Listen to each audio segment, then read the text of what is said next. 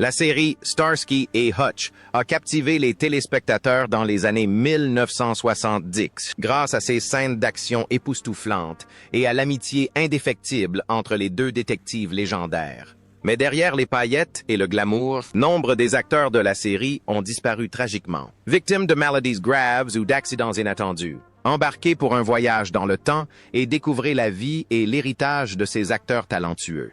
N'oubliez pas d'aimer la vidéo et de vous abonner à la chaîne. Bon visionnage! David Soul dans le rôle de Kenneth Hutchinson. David Soul, de son vrai nom David Richard Solberg, est né le 28 août 1943 à Chicago. À 32 ans, il accède à la célébrité grâce à son rôle du détective Kenneth Hutchinson dans la série télévisée à succès Starsky et Hutch, 1975-1979. S'imposant comme un héros de rue discret et intègre. Avec ses yeux bleus envoûtants et sa voix profonde, Soul est rapidement devenu la coqueluche du public, tant à l'écran que sur scène. Mais derrière cette image rayonnante se cachait une vie tourmentée et sombre. Ancienne star internationale de la musique, Soul a dominé les charts aux États-Unis et au Royaume-Uni avec sa ballade romantique Don't Give Up on Us. Ce succès initial l'entraîna cependant dans une spirale d'autodestruction. Sa vie personnelle fut tumultueuse, marquée par 6 mariages et un grave scandale de violence conjugale qui entraîna son arrestation en 1982 pour avoir brutalement agressé sa femme enceinte, nécessitant son hospitalisation. Une longue lutte contre l'alcoolisme l'éloigna de ses enfants, dont certains le critiquèrent publiquement par la suite.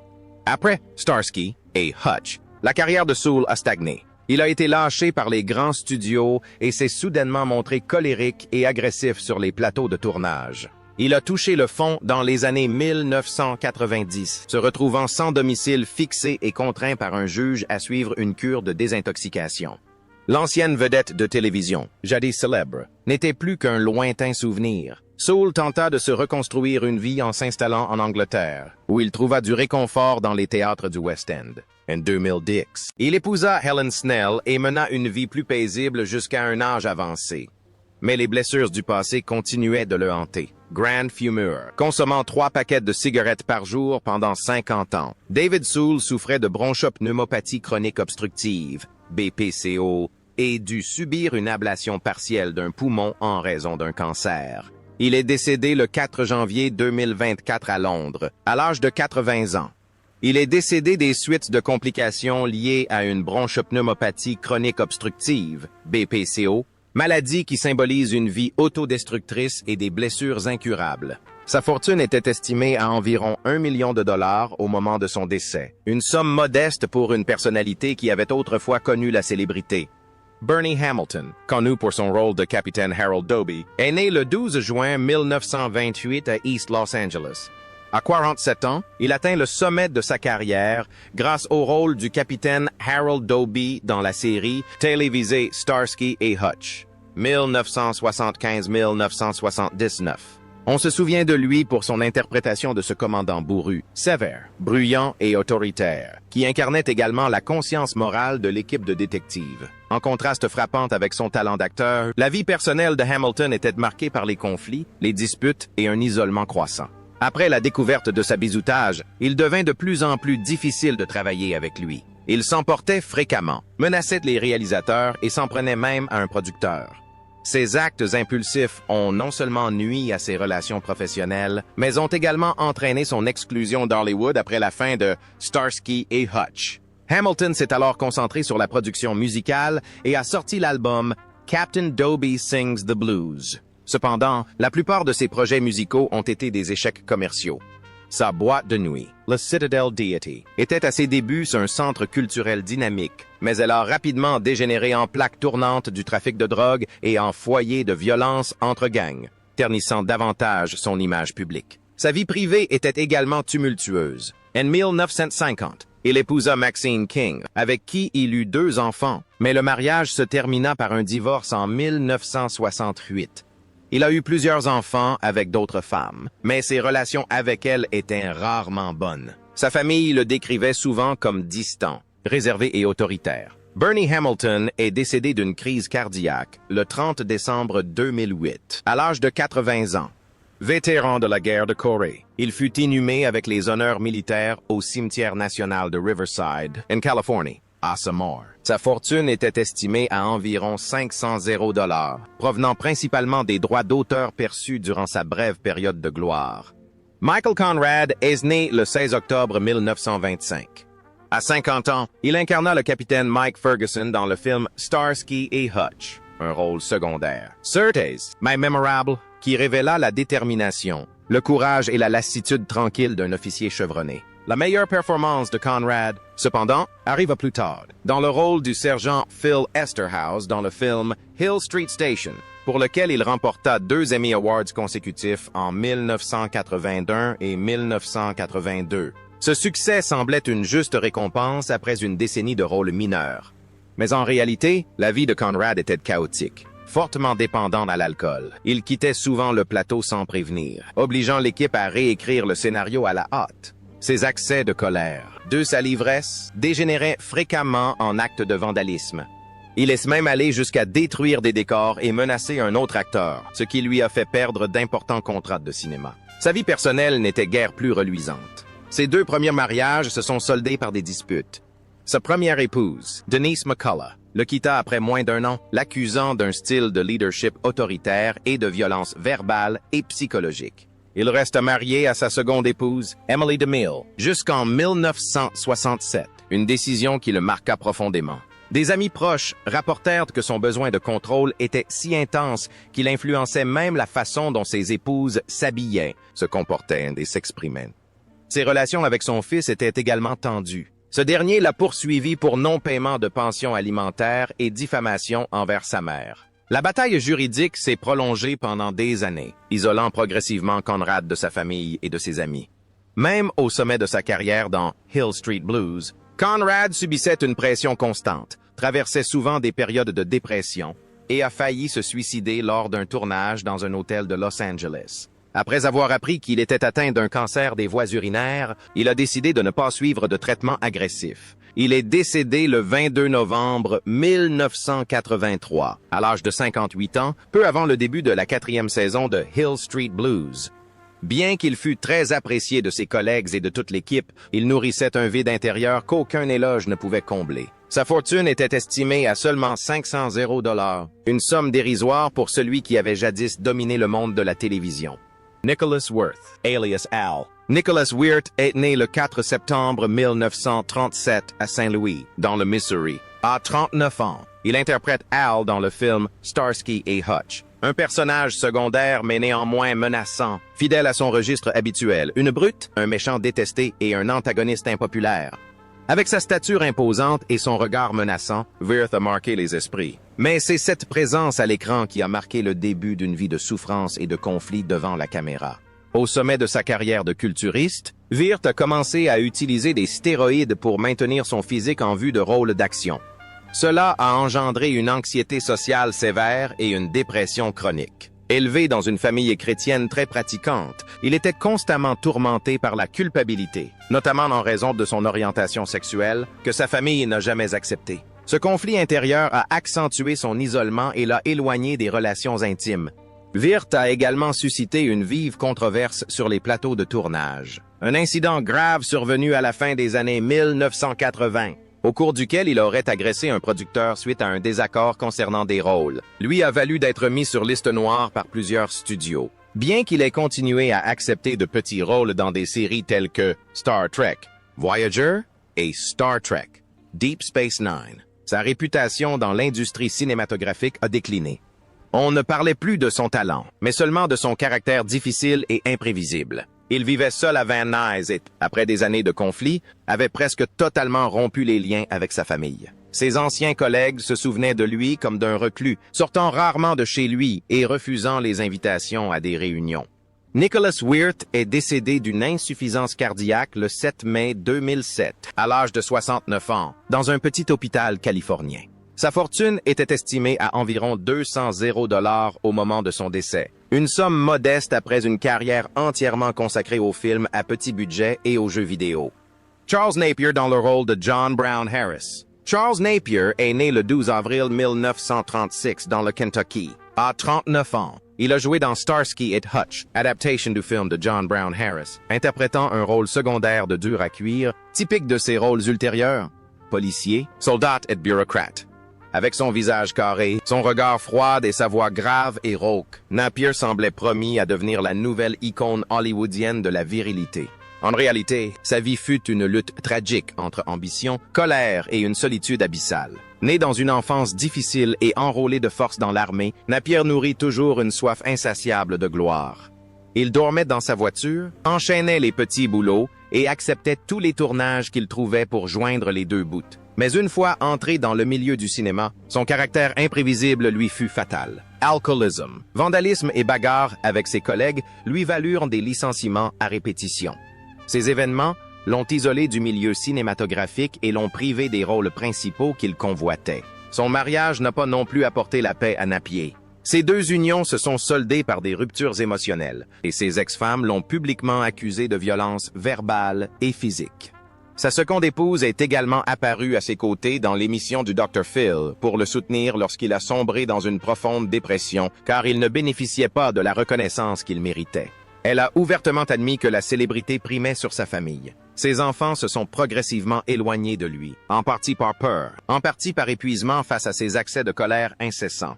Durant ces dernières années, il vécut reclus, souffrant de problèmes de santé tels que des thromboses et des douleurs chroniques suite à de nombreuses opérations.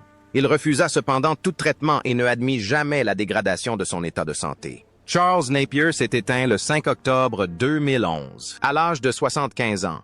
Au moment de son décès, sa fortune était estimée à seulement 500 $, une somme modeste pour quelqu'un qui avait des décennies d'expérience dans l'industrie cinématographique.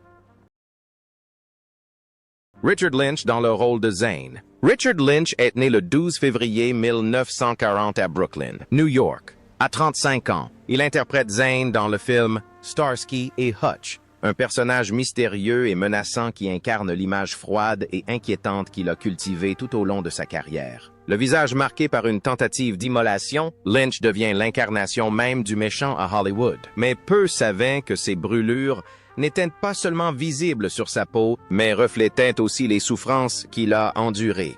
L'incident s'est produit en 1967, lorsque Lynch, sous l'emprise de stupéfiants, s'est aspergé d'essence et s'est immolé par le feu à Central Park. Il a subi de graves brûlures sur plus de 70% de son corps et a passé près d'un an dans un état critique à l'hôpital. Bien qu'il ait affirmé par la suite avoir vaincu sa dépendance et retrouvé son talent d'acteur, des amis proches ont révélé qu'il avait continué à consommer des drogues pendant des années, ce qui avait entraîné un comportement erratique et des accès de violence. Lynch a agressé un producteur sur un plateau de tournage, ce qui a suscité la méfiance de nombreux membres de l'équipe. Sa vie amoureuse était également tumultueuse. Ces deux mariages se sont soldés par un divorce brutal suite à des accusations de violence conjugale et à des décisions de justice. Sa première épouse l'a quitté, emmenant leur fils. En 2005, Christopher, son fils unique, est décédé prématurément d'une pneumonie. Lynch n'a pas assisté aux obsèques. Selon ses amis, il s'était depuis retiré de la vie publique et menait une vie recluse à Yucca Valley. Il fait quelques apparitions lors de petits événements ou dans des films indépendants pour rembourser ses dettes. Décédé d'une crise cardiaque le 19 juin 2012 à l'âge de 72 ans, Richard Lynch a été retrouvé sans vie dans sa cuisine par un ami de passage. On ignore depuis combien de temps il se trouvait là, à Samore. Sa fortune était estimée à seulement 500 $, une somme modeste compte tenu de sa filmographie de plus de 160 films. Fran Ryan interprétait le rôle de la gouvernante. Fran Ryan est née le 29 novembre 1916 à Los Angeles. Dans sa soixantaine, elle incarnait une femme au foyer acariâtre dans la série télévisée Starsky et Hutch, un personnage plein de personnalité, même s'il n'avait pas de nom. À l'écran, elle interprétait une femme d'âge mûr forte et indépendante. Dans la réalité, cependant, la vie de Fran fut marquée par de nombreuses tragédies. En l'espace de 2 ans, Fran perdit ses 2 maris dans de tragiques accidents d'avion. Walter Murroot en 1951, enceinte de leur premier enfant, et Howard en 1953. Son corps ne fut jamais retrouvé. Seule une paire de chaussures, quelques peignes et une paire de lunettes restèrent sur les lieux de l'accident. La mort inexpliquée de son second mari plongea Fran dans une profonde dépression. Elle se replia sur elle-même, rongée par la crainte que l'histoire ne se répète. Son fils unique, Christopher, grandit dans l'amour discret de sa mère célibataire, mais finit par sombrer dans la toxicomanie. Il mourut d'une overdose avant son 30e anniversaire, laissant à Fran une blessure qui ne s'était jamais refermée. Celle qui a jadis captivé toute une génération d'enfants avec des émissions comme New Zoo Review et de Sigismund et les monstres marins souffre aujourd'hui d'un douloureux sentiment d'isolement, désabusé par le monde du spectacle. Fran a porté plainte contre une grande chaîne de télévision pour discrimination liée à l'âge, mais sa plainte a été rejetée, l'isolant encore davantage du milieu du cinéma. Les rumeurs concernant son caractère imprévisible, son accumulation compulsive et ses crises de colère soudaines n'ont fait qu'amplifier l'incompréhension. On a même déconseillé à certains jeunes acteurs de travailler avec elle, mais ceux qui la connaissaient affirmaient que Fran était simplement une femme solitaire, incapable de faire face aux difficultés de la vie. Dans ces dernières années, Fran vivait seule dans un petit appartement et recevait peu de visites. Sa santé s'est dégradée en raison des séquelles d'un diabète non diagnostiqué et d'un incendie qui a failli lui coûter la vie dans les années 1980. À sa mort, le 15 janvier 2000, à l'âge de 83 ans, peu de personnes lui rendirent hommage. Ses cendres furent inhumées auprès de celles de sa mère au cimetière Holy Sepulchre de Hayward, en Californie. À ce moment-là, la fortune de Fran était estimée à environ 500 $, une somme modeste pour une femme dont la carrière s'étendit sur plusieurs décennies, avec notamment William Prince James dans le rôle du maréchal Gunter. William Prince est né le 26 janvier 1913 à Nichols, dans l'État de New York. À 66 ans, il interpréta le rôle de James Marshall Gunter dans le film Starsky et Hutch. Ce rôle, bien que modeste, mit en lumière le calme et la dignité qu'il affichait souvent. Pourtant, derrière cette façade joviale, se cachait une vie marquée par les erreurs, les échecs personnels et les regrets. Son mariage, en apparence stable, avec l'actrice Augusta Dabney, sa partenaire de longue date au théâtre et à la télévision, s'est terminé dans l'amertume après une série d'infidélités, de confrontations publiques et de batailles juridiques. La presse à scandale s'est immédiatement emparée de cette histoire familiale tumultueuse et son fils unique, William, autrefois très proche de lui, a rompu tout contact, accusant son père de négligence et d'indifférence affective. Les conséquences furent dévastatrices pour le prince, d'autant plus qu'il devait faire face au déclin de sa notoriété et à une nouvelle réalité difficile. Malgré sa formation d'acteur et son appartenance à la Screen Actors Guild, Prince n'a jamais connu la gloire. On le qualifiait souvent de « acteur de gentleman ». Il critiquait le népotisme des producteurs et l'attribution injuste des rôles à d'autres acteurs, ce qui entraîna un boycott de la part de plusieurs studios de cinéma. Sa carrière stagna. Après avoir brillé à Broadway, il ne fit que de brèves apparitions à la télévision. À la fin de sa vie, il vécut seul à Dobbs Ferry, dans l'État de New York. Ses voisins le voyaient rarement et ne le remarquaient que lorsqu'il traversait lentement le quartier, le regard perdu au loin. Ses anciens amis l'avaient abandonné et sa famille avait disparu sans laisser de traces. William Prince est décédé le 8 octobre 1996 à l'hôpital Phelps Memorial, à l'âge de 83 ans. Sa fortune était estimée à seulement 500 $, dont une grande partie avait été engloutie par un divorce coûteux et des années de stagnation professionnelle.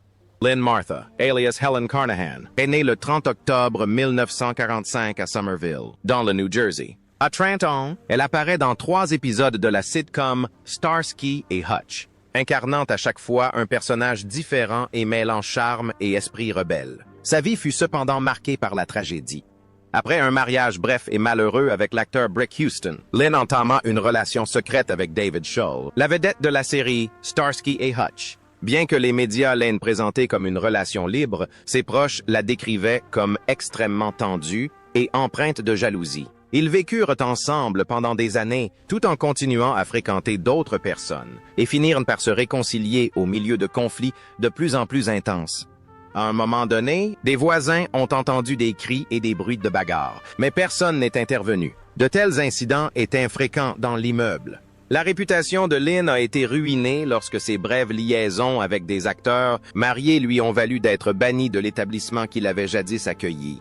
Ma famille a rompu tout contact. Mes amis se sont éloignés. Le choix de cinéma s'est considérablement réduit.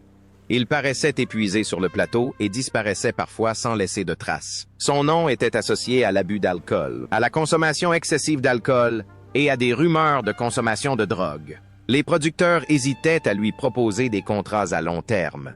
Sa carrière était en jeu. En 1989, Lynn a été témoin du meurtre de l'actrice Rebecca Schaeffer. Cet événement a été un choc psychologique pour elle et l'a conduite à un isolement encore plus grand. Lorsqu'on lui a diagnostiqué un cancer en 2022, elle a refusé tout traitement, probablement épuisée après des décennies de souffrances silencieuses. Elle n'a plus cherché à se faire soigner, mais aspirait simplement à une mort paisible. Lynn Martha est décédée le 11 janvier 2024 à Los Angeles, à l'âge de 78 ans, exactement une semaine après le décès de David Soul. Après des années d'errance et une carrière inachevée, sa fortune était estimée à environ $1 million au moment de son décès. Les vestiges d'une vie autrefois prometteuse sont désormais marqués par la résignation et la solitude.